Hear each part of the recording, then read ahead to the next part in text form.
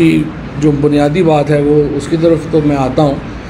का ज़ाहिर है कि सबसे अहम माहौल चल रहा है वो पंजाब में है, जहाँ पर एक शिकस्त फाश हुई है PMLN को और उनकी इत्तेहादी 12 जमातों को, और आवाम ने अपना फ़ैसला सुना दिया है।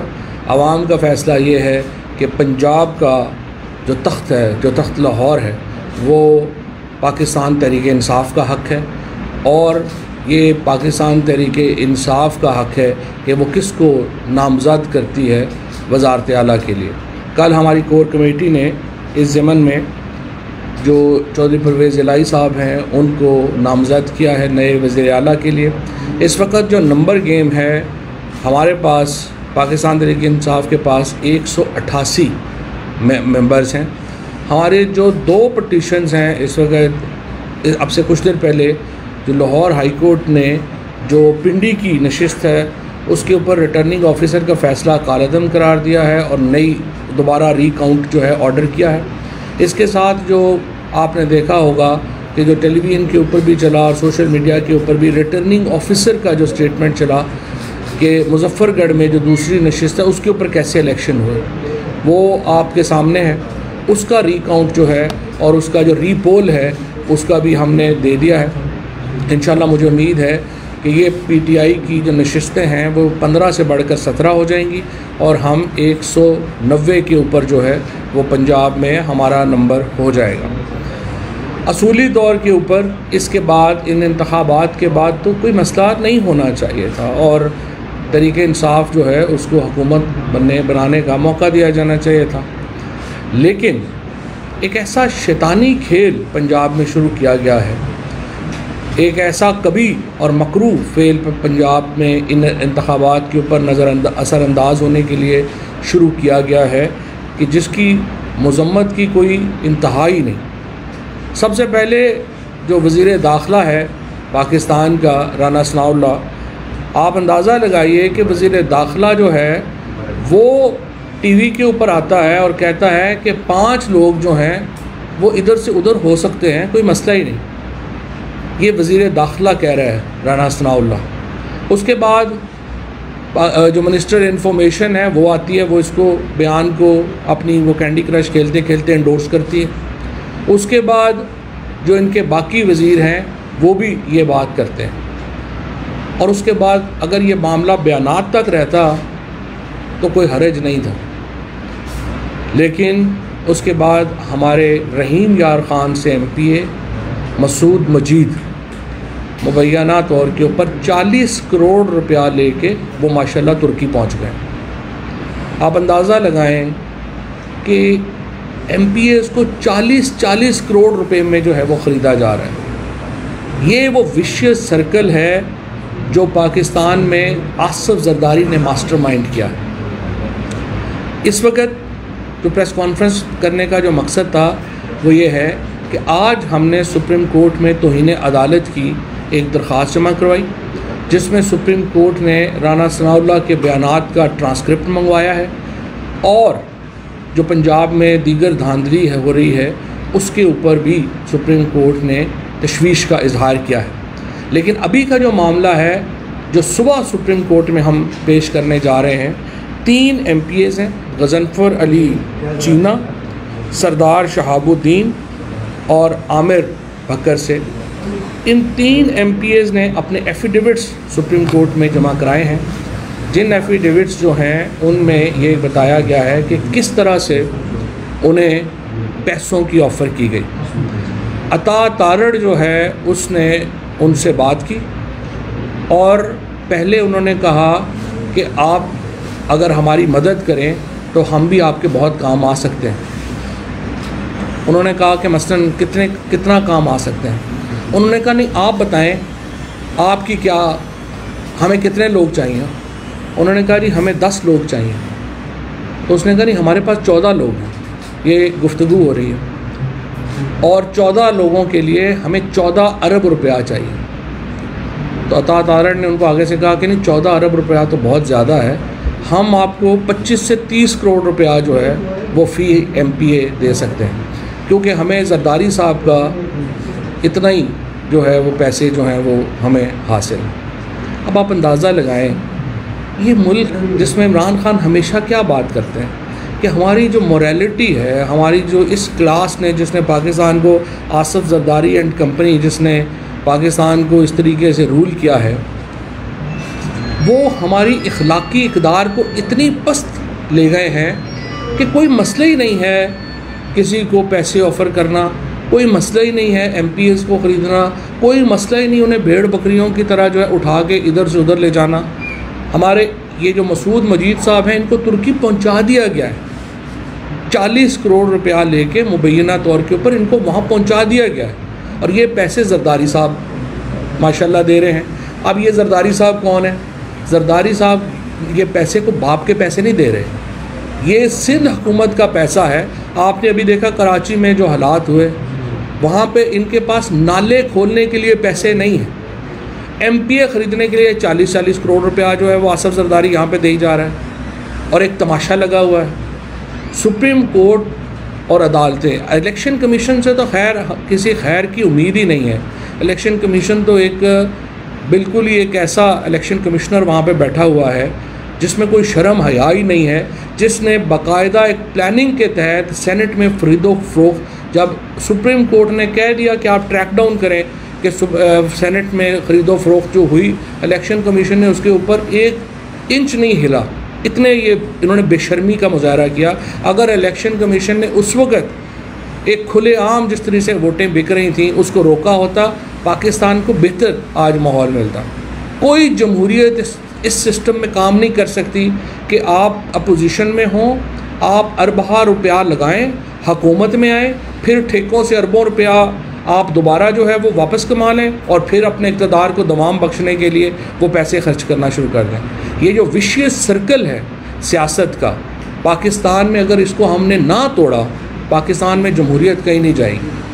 ये जमहूरियत का कोई मुस्तक़बिल ही नहीं है पाकिस्तान में, ख़ुसूसन पार्लिमानी जमहूरियत का कोई मुस्तक़बिल नहीं है अगर इस तरह से पाकिस्तान में लेन देन होने हैं, इस तरीके से पाकिस्तान में पैसे जो हैं वो बांटे जाने हैं। आप अंदाज़ा लगाएं कि 35 करोड़ रुपया जो है वो एक MPA को ऑफ़र हो रही है कि आपने करना क्या, आपने बाहर चला जाना है। किसी को दुबई में होटल्स बुक करा के जो है वो दे रहे हैं, किसी को तुर्की में होटल्स बुक करा के दे रहे हैं। ये किस किस्म की पाकिस्तान में हम ये मुआशरा तश्कील देना चाहते हैं? ये किस तरीके से हम ये मुल्क जो है उसको आगे लेके जाना चाहते हैं? कल हम ये एफिडेविट सुप्रीम कोर्ट में जमा करवाएंगे। उसके बाद हमारी जो अर्ज़दाश्त ये है, हमारी दरख्वास्त ये है और हमारा मुतालबा ये है कि फ़ौरी तौर के ऊपर सुप्रीम कोर्ट जो इलेक्शन लॉज़ के मुताबिक जो इल्लीगल मींस इख्तियार करने का केस है, सेक्शन 171 है, 174 है गालिबन, उनके तहत आसिफ जरदारी को, अता तारड़ को फ़ौरी तौर के ऊपर गिरफ़्तार किया जाए, राना सनाउल्लाह को। इन 3 लोगों को, आसिफ जरदारी इनका सरगना है इस वक्त, क्योंकि पैसे फ़ंड्स की प्रोविजन जो है वो जरदारी की तरफ से आ रही है। इस शख्स ने तो भुट्टो फैमिली का पहले जो है वो बेड़ा गर्क कर दिया है, पीपल्स पार्टी का बेड़ा गर्क कर दिया है, फिर नून लीग को इधर फंसाया है और अब उसको पंप कर रहा है, पैसे उसमें पंप कर रहा है। हम ये मुतालबा करते हैं तहरीक इंसाफ की तरफ से कि सुप्रीम कोर्ट इस मामले की डिटेल्ड इंक्वायरी करे और उसके बाद आसिफ जरदारी, राना सनाउल्लाह और अता तारड़, इन तीनों को गिरफ़्तार करके जेल में डाला जाए और इनके ऊपर इलेक्शंस में ख़रीदो फ़रोख्त के इल्ज़ाम में मुकदमा चलाया जाए। अब ये तो मामलात हैं जो हमारे सामने हो रहे हैं, हमें नहीं पता और कितने MPAs हैं जिनके साथ राब्ता जो है वो किया गया है, हमें नहीं पता और कितने लोग हैं जिनको इस वक्त ऑफ़र्स दी जा रही हैं। लेकिन ये बात मैं वाज़ेह तौर पे बता दूं कि कोई भी MPA या कोई भी शख्स आपने किसी तौर के ऊपर भी जो यहाँ पर बददियानती में मुलव्वस होगा, पाकिस्तान के अवाम उन्हें माफ़ नहीं करेंगे। पाकिस्तान के अवाम कभी भी इस गैर अखलाकी सियासत को बर्दाश्त नहीं करेंगे। पाकिस्तान के अवाम किसी तौर के ऊपर भी इस ख़रीदो फ़रोख्त को बर्दाश्त नहीं करेंगे और इस तरह के हथकंडों से आप पाकिस्तान में एक और अपने ख़तरात को दावत दे रहे हैं। पाकिस्तान की मईशत का पहले ही हाल, हमारे हर हालत में हुकूमत से चिमटे रहने का जो इस वक्त सिलसिला है ये बंद होना चाहिए और मैं मुतालबा करता हूँ कि ये कार्रवाई फौरी हो और इंश्योर करे सुप्रीम कोर्ट के पंजाब में जो चीफ मिनिस्टर का इलेक्शन है वो कानून के मुताबिक हो और मुकम्मल इंसाफ के तकाजे इसमें पूरे किए जाएं। साहब ये बता दें कि जिस तरह चौधरी शुजात हुसैन ने आज वाज़ेह ऐलान कर दिया है उसके बाद भी आप समझते हैं कि मज़ीद साजिशों की तवक्को है आपको? शुजात साहब के इनकार के बाद ही तो रेट बढ़ा है। शुजात साहब ने तो स्टेटमेंट दे दिया कि परवेज़ इलाही साहब को हम वोट देंगे, अगर वो 10 वोट जो है उसके ऊपर उनका पहले तो ख्याल था ना कि वो गड़बड़ कर लेंगे, वो नाकाम हो गए। अब आप मुझे बताएं 25 करोड़ रुपया, 30 करोड़ रुपया, 35 करोड़ रुपया जो है और 40 करोड़ तक जो है वो इसकी जो बिड है वो जा रही है। कोई हद होती है, कोई लिमिट होती है पैसों की।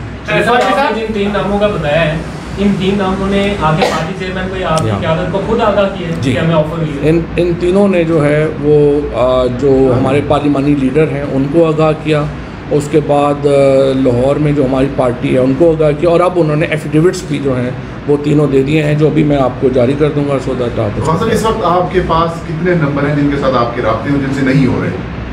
जो हमारे मैंने तो आज से, क्योंकि इमरान खान कल जा रहे हैं लाहौर में, आज भी हैं। इस वक्त तक हमारी पार्लिमानी स्ट्रेंथ जो है वो अल्हम्दुलिल्लाह पूरी है, लेकिन ये तो एक सिलसिला है जो जारी है। सो इंशाल्लाह हमें उम्मीद तो यही है कि ये नाकाम होगा बुरी तरह, लेकिन मतलब पैसों की भी कोई लिमिट होती है ना। इतना पैसा आप ऑफ़र कर रहे हैं, जिस बंदे ने ज़िंदगी में 50 लाख का इकट्ठा नहीं देखा उसको 50 करोड़ आप इकट्ठा दे रहे हैं। मुझे तो समझ नहीं आ रही है कितना पैसा। फाजू साहब ये बताते हैं इमरान खान साहब का जो छोड़ो कर लोगों के खिलाफ, अब आप समझते हैं टाइम भी कम है वज़ीर पंजाब के इलेक्शन के हवाले से, तो पहरा ज़्यादा देना पड़ेगा पार्टी ने? पहरा तो बहुत ज़्यादा देना पड़ेगा। अगर कीमत इतनी ज़्यादा लगा देंगे, पैसे इतने ज़्यादा लगा देंगे, देखिए ना ये जिस तरीके से कर रहे हैं जरदारी एंड कंपनी, इनका मसला ये है कि ये हर हालत में हुकूमत से चिमटा रहना चाहते हैं। हुकूमत से क्यों चिमटा रहना चाहते हैं? क्योंकि इनको मंथलियाँ आ रही हैं। आपने जरदारी का ज़रा केस उठा के देखें ना, जो फेक अकाउंट्स का है, इनको तो हर हफ्ते जो है वो करोड़ों अरबों रुपए जो है इनके अकाउंट्स में जाते हैं। हर ठेकेदार जो है वो इनको इनका हिस्सा पे कर रहा है। ये तो एक तमाशा लगा हुआ है इस मुल्क में। सो इसके ऊपर जो है हम तो, सुप्रीम कोर्ट ही एक इदारा है जिससे आप तवक्को करते हैं कि वो आगे इसके ऊपर जो है वो शफाफियत यकीनी बनाएगा और कतई तौर के ऊपर इजाज़त नहीं देगा कि इलेक्शन इस माहौल में। तो आज सब ये बताइएगा कि नंबर गेम जो है वो बड़ा क्लोज है और ऑफर बड़ी ऊपर जा रही है दिन ब दिन। आप क्या तवक्को करते हैं कि परवेज़ इलाही साहब को आप वज़ीर आला बनाने में कामयाब हो जाएंगे या आप भी 50-50 पे? नहीं, परवेज़ इलाही साहब को हम वज़ीर आला तो बना देंगे, वो इंशाल्लाह। नंबर गेम तो हमारी बहुत कंफर्टेबल है। इस वक्त नून लीग के पास तो 176-178 के करीब लोग हैं, हमारे पास इस वक्त जो है वो 188 लोग हैं। और अगर ये 2 रीकाउंटिंग कल हो जाती है तो फिर इंशाअल्लाह ताला हम जो है वो 189 के ऊपर भी जा सकते हैं और फिर 190 के ऊपर भी जा सकते हैं। तो नंबर गेम में हमें प्रॉब्लम नहीं है, बट ये बात आवाम के नोटिस में लाना ज़रूरी है, आप मीडिया के नोटिस में लाना ज़रूरी है कि आप देखें इस तरह से अगर इस मुल्क में जमहूरियत चलनी है, इस तरह से इस मुल्क में आपने इस तरह से एक अंबार लगा देने हैं पैसों के। आप पैसे हुकूमत से में हों, आप रिश्वत लें, पैसे कमाएं, फिर आप उनसे हुकूमत ख़रीद लें, ये सिलसिला तो ख़त्म होना चाहिए। ये आपके मेंबरान थे वो आगे? जी वो आ गए। फवाद साहब, और सर पहले सिंध हाउस में मंडी लगी, अब सिंध वाले पंजाब में पहुंच गए। क्या ये जो रवायती सियासी जमातें हैं ये पाकिस्तान को श्रीलंका वाला माहौल करना चाहते हैं कि अवाम इनके खिलाफ निकले? देखिए मसला ये है कि इनका ये अवाम को कुछ समझते नहीं है। सबसे बड़ा मसला भी यही है कि इनके नज़दीक अवाम की कोई अहमियत और हैसियत नहीं है। लिहाजा वो जब भी ये बात होगी वो आप देखेंगे कि उनकी प्रायोरिटी में अवाम नहीं आते। बहरहाल हमें तो देखें ना, तवक्को हमें सुप्रीम कोर्ट से हमें ये है कि अगर सिंध हाउस में होने वाली ख़रीदारी का उस वक्त नोटिस ले लिया गया होता तो पाकिस्तान में हालात बेहतर होते। इस सेनेट में अगर जो कुछ हुआ उसका इलेक्शन कमीशन नोटिस ले लेता, हालात बेहतर होते। आज फिर एक तमाशा लगा है, आज फिर एक मंडी लगी है। हमारे इदारे कब तक जो है वो इसको बग़ैर किसी कार्रवाई के जो है वो जाने देंगे? सवाल तो ये क्या, और आसफ जरदारी को अता तारड़ को, राना सनाउल्लाह को 100% जेल के पीछे होना चाहिए इस ऑफेंस में, ताकि मिसाल बने पाकिस्तान के लोगों के लिए और जमहूरियत के लिए कि कोई शख्स ये जुर्रत ना करे आइंदा इस तरह की खबरदारी। आपके अरकान जो है मुनहरिफ भी हो रहे हैं, पैसे भी ले रहे हैं, वजूहात से क्या पीछे है कि जो गलत पॉलिसियाँ इस तरह आप लोगों ने टिकट जो है गलत लोगों को दिए कि मुनहरिफ हो रहे हैं, या फिर जो है परवेज इलाही को वज़ीर आला का जो है वो करना है। देखिए तो सवाल ये कि जिन अरकान से बात हुई है, क्या उनके फ़ोन रिकॉर्ड जो है वो भी आप पेश करेंगे अदालत में? फ़ोन रिकॉर्ड भी उनके पेश कर देंगे, फ़ोन रिकॉर्ड भी दे देंगे। लेकिन असल बात यह है कि ये देखें, ये आप जो कह रहे हैं ना टिकट गलत दे, आपने मुआशरे से लोग लेने हैं ना, वो हम फरिश्ते कितने ढूंढे हम, हर बंदा फरिश्ता तो नहीं होता। जब आप टिकट दे रहे हैं आप उसकी क्वालिटी देखते हैं, लेकिन दूसरी तरफ जब इतना बड़ा पैसा ऑफर हो रहा हो तो आप मुझे बताएं कितने लोग जो है उसको सस्टेन कर सकते हैं। लास्ट में इतना बता दें कि सुप्रीम कोर्ट में तो आप जा रहे हैं, अब 22 को इलेक्शन है, कम वक्त बहुत थोड़ा है, तो सर अब कैसे आप इसको मेक श्योर कैसे करेंगे कि एक बंदा आपका तुर्की चला गया, बाकियों को किस तरह कंट्रोल करेंगे? आप एक मैकेनिज्म बनाए? मुझे मैकेनिज्म बनाए हैं, हमने अपने चेक्स बनाए हैं, लेकिन देखें हम इसमें इस मामले में हम अकेले पार्टी नहीं है, सबसे बड़ा स्टेक होल्डर पाकिस्तान के अवाम है, और इसीलिए आपके तवज्जुह से पाकिस्तान के अवाम के सामने हम अपना मुकदमा रख रहे हैं कि वो इसका नोटिस लें। सबसे बड़ा नोटिस अवाम ने दिया है, अब तक जितने बड़े नोटिस आए हैं असल में अवाम की तरफ से आए हैं, और हमारा असल मतमा नज़र यही है कि हम अवाम को बता सकें कि मुल्क में क्या हो रहा है। उम्मीद है इदारे भी कार्रवाई करेंगे। Thank you.